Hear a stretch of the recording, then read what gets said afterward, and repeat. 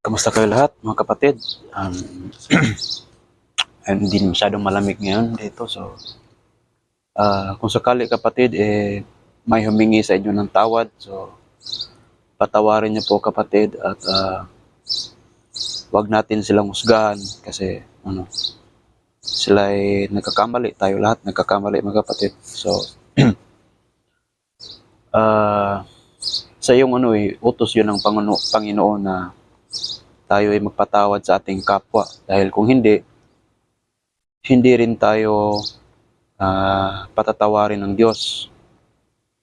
So, ibig sabihin po kung hindi tayo patawad, merong puot sa ating puso. At kung merong puot sa ating puso, ibig sabihin nun, wala tayong kapayapaan sa ating sarili. So, upang makamit yun mga kapatid, at magkaroon tayo ng kapayapaan, magkaroon tayo ng sa buong buhay natin, meron tayong kapayapaan. So, hindi palagi tayong napupuot sa ating kapwa dahil nga nakagawa sila ng kamalian sa atin. So, patawarin natin sila mga kapatid. Hindi pa sila humingi ng tawad, pinatawadan natin sila. Bakit? Kasi maintindihan mo kapatid, dahil tayo lahat nagkakamali rin. Minsan tayo nagkakamali.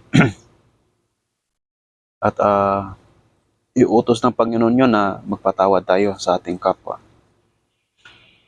Ito yung sinabi niya sa Lucas 6:37. So, huwag ninyong husgahan ang iba upang hindi rin kayo husgahan ng Diyos. Huwag kayong magsabi na dapat silang parusahan ng Diyos upang hindi rin niya kayo parusahan. So, nakita nyo, upang hindi rin kayo niya parusahan. Magpatawad kayo upang patawarin din kayo ng Diyos. Ganun. Nauutal tayo mga kapatid, pasensya na. So, ganun.